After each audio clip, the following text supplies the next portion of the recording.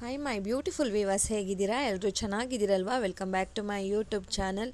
ಈ ರೆಸಿಪಿ ಅಂತೂ ತುಂಬ ಅಂದರೆ ತುಂಬ ಇಷ್ಟಪಟ್ಟು ಮಾಡ್ತೀರಾ ಸ್ನೇಹಿತರೆ. ಯಾಕಂದರೆ ಪ್ರತಿಯೊಬ್ಬರಿಗೂ ಕೂಡ ತುಂಬ ಇಷ್ಟ ಆಗುವಂಥ ರೆಸಿಪಿ. ಅದೇ ರೀತಿಯಾಗಿ ಆರೋಗ್ಯಕ್ಕೂ ಕೂಡ ತುಂಬ ಅಂದರೆ ತುಂಬ ಒಳ್ಳೆಯ ರೆಸಿಪಿ ಇದು. ಏನಪ್ಪ ಇದು ಅಂದರೆ ಗಸಗಸೆ ಪಾಯಸ, ಗಸಗಸೆ ಖೀರು ಅಥವಾ ಗಸಗಸೆ ಹಾಲು ಅಂತ ಕೂಡ ಕರಿತೀವಿ. ತುಂಬ ಅಂದರೆ ತುಂಬ ಟೇಸ್ಟಿಯಾಗಿ, ಈಸಿಯಾಗಿ ಮನೆ ಮಂದಿ ಎಲ್ಲ ಖುಷಿಯಾಗಿ ಎಂಜಾಯ್ ಮಾಡ್ಕೊಂಡು ಕುಡಿಬೋದು ಸ್ನೇಹಿತರೆ. ಅಷ್ಟು ಚೆನ್ನಾಗಿರುವಂಥ ರೆಸಿಪಿಯನ್ನು ನಿಮ್ಮ ಜೊತೆ ಶೇರ್ ಮಾಡ್ತಾ ಇದ್ದೀನಿ. ಸೊ ಮತ್ತೆ ಆಗ್ತಾಡ, ಯಾರೆಲ್ಲ ನನ್ನ ಚಾನಲನ್ನು ಸಬ್ಸ್ಕ್ರೈಬ್ ಮಾಡಿಲ್ಲ, ಸಬ್ಸ್ಕ್ರೈಬ್ ಮಾಡಿಕೊಂಡು ವಿಡಿಯೋನ ಪೂರ್ತಿಯಾಗಿ ನೋಡಿ. ಎಲ್ಲೂ ಕೂಡ ಸ್ಕಿಪ್ ಮಾಡಬೇಡಿ. ಲೈಕ್ ಮಾಡಿ, ಶೇರ್ ಮಾಡಿ, ಕಮೆಂಟ್ ಮಾಡೋದನ್ನು ಕೂಡ ಮರಿಬೇಡಿ ಸ್ನೇಹಿತರೆ. ಯಾಕಂದರೆ ತುಂಬ ಇಂಪಾರ್ಟೆಂಟ್ ಆಗಿರೋವಂಥ, ತುಂಬ ಏನಂತಾರೆ ವ್ಯೂವರ್ಸಿಗೆ ಬೇಕಾಗಿರೋವಂಥ ರೆಸಿಪಿ ಅಂತ ಕೂಡ ಹೇಳ್ಬೋದು. ಸುಮಾರು ಜನ ಕಮೆಂಟ್ ಮಾಡಿದರು ಗಸಗಸೆ ಹಾಲನ್ನು ಹೇಗೆ ಮಾಡೋದು ಅಂತ ಶೇರ್ ಮಾಡಿ ಅಂತ.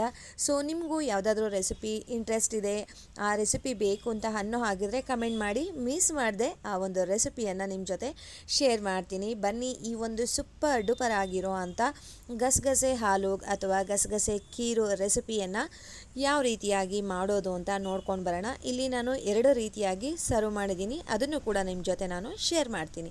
ಮೊದಲು ಇಲ್ಲೊಂದು ಬಾಣಲಿ ತೊಗೊಂಡಿದ್ದೀನಿ. ಅದಕ್ಕೆ ಸುಮಾರು 1 ಸ್ಪೂನಷ್ಟು ಅಕ್ಕಿ, 2 ಸ್ಪೂನಷ್ಟು ಗಸಗಸೆ, ಒಂದು 4ರಿಂದ 5 ಗೋಡಂಬಿ, ಒಂದು 10 ಬಾದಾಮಿ, ಇಷ್ಟನ್ನು ಹಾಕ್ಕೊಂಡು ಡ್ರೈ ರೋಸ್ಟ್ ಮಾಡ್ಕೊಳ್ಳೋಣ ಸ್ನೇಹಿತರೆ.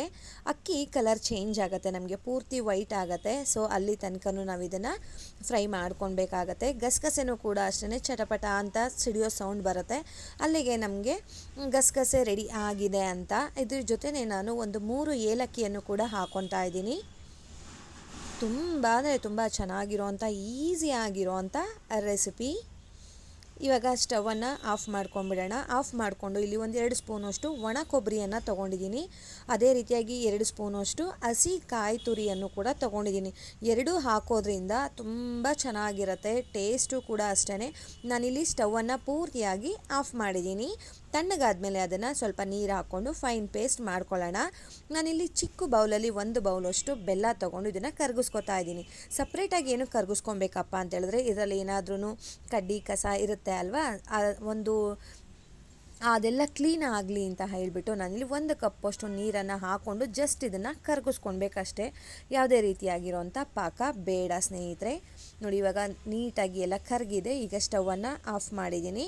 ಮತ್ತು ನಾನು ಇಲ್ಲಿ ಪ್ಯಾನ್ ತೊಗೊಂಡಿದ್ದೀನಿ. ಪ್ಯಾನ್ಗೆ ಸುಮಾರು ಒಂದು 2 ಸ್ಪೂನಷ್ಟು ತುಪ್ಪ ಹಾಕ್ಕೊಳ್ಳೋಣ.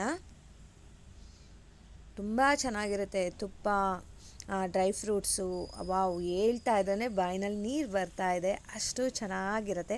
ಇಲ್ಲಿ ಒಂದು 3 ಗೋಡಂಬಿಯನ್ನು ನಾನು ಪೀಸ್ ಮಾಡಿ ಹಾಕ್ಕೊಂಡಿದ್ದೀನಿ. ತುಪ್ಪದ ಜೊತೆನೇ ಫ್ರೈ ಮಾಡ್ಕೊತಾ ಇದ್ದೀನಿ.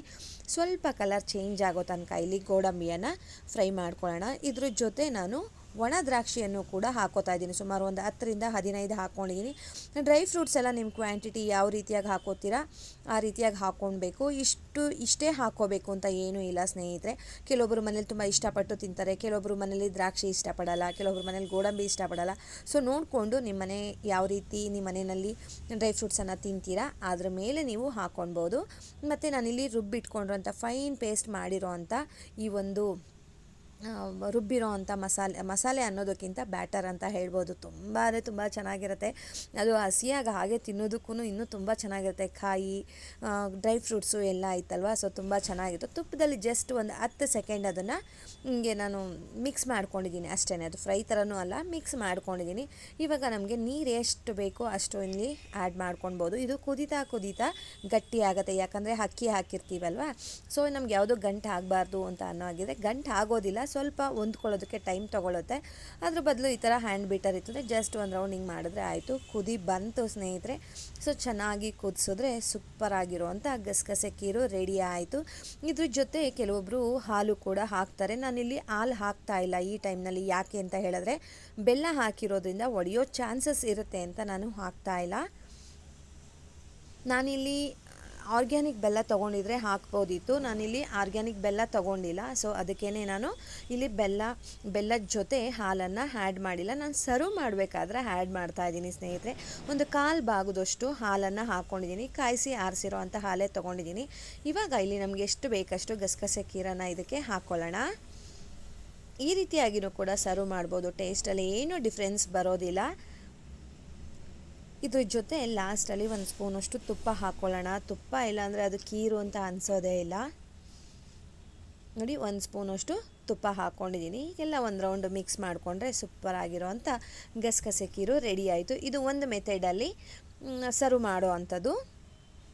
ಇನ್ನೊಂದು ಮೆಥಡು ಅಂತ ಹೇಳಿದ್ರೆ, ಡೈರೆಕ್ಟು ನಮಗೆ ಹಾಲೇನು ಬೇಡ, ಮಾಮೂಲಿ ಕೀರನ್ನೇ ನಾನು ಹಾಗೆ ಕುಡಿತೀವಿ, ನಮ್ಮನೇಲಿ ಹಾಗೆ ಇಷ್ಟ ಅಂತ ಅನ್ನೋ ಆಗಿದೆ, ಡೈರೆಕ್ಟಾಗಿ ನೀವು ಬರೀ ಕೀರನ್ನೇ ಸರ್ವ್ ಮಾಡ್ಬೋದು. ಲಾಸ್ಟಲ್ಲಿ ಒಂದು ಸ್ಪೂನಷ್ಟು ತುಪ್ಪ ಹಾಕಿದ್ರೆ ಸೊ 2 ರೀತಿಯಾಗಿಯೂ ಕೂಡ ಇಲ್ಲಿ ಸರ್ವ್ ಮಾಡ್ಬೋದು ಸ್ನೇಹಿತರೆ. 2 ರೀತಿಯೂ ತುಂಬ ಚೆನ್ನಾಗಿರುತ್ತೆ. ನೀವು ಇದಕ್ಕೂ ಸ್ವಲ್ಪ ತೆಳುವಾಗಿ ಬೇಕಾದರೂ ಮಾಡ್ಕೊಳ್ಬೋದು. ಲಾಸ್ಟಲ್ಲಿ ಒಂದು ಸ್ಪೂನಷ್ಟು ತುಪ್ಪ. ನೋಡಿದ್ರಲ್ವಾ ಸ್ನೇಹಿತರೆ, ಈ ಒಂದು ರೆಸಿಪಿ ನಿಮ್ಮೆಲ್ಲರಿಗೂ ಕೂಡ ಇಷ್ಟ ಆಗಿದೆ ಅಂತ ಅಂದ್ಕೊಳ್ತಾ ಇದ್ದೀನಿ. ಮಿಸ್ ಮಾಡದೆ ಈ ರೆಸಿಪಿಯನ್ನು ಟ್ರೈ ಮಾಡಿ ಹೇಗೆ ಬಂತು ಅಂತ ಕಮೆಂಟ್ ಮಾಡೋದನ್ನು ಮಾತ್ರ ಮರಿಬೇಡಿ. ಒಂದಕ್ಕಿಂತ ಒಂದು ಅಂತ ಹೇಳ್ತೀವಲ್ವ, ಆ ರೀತಿಯಾಗಿ ತುಂಬ ಅಂದರೆ ತುಂಬ ಚೆನ್ನಾಗಿತ್ತು.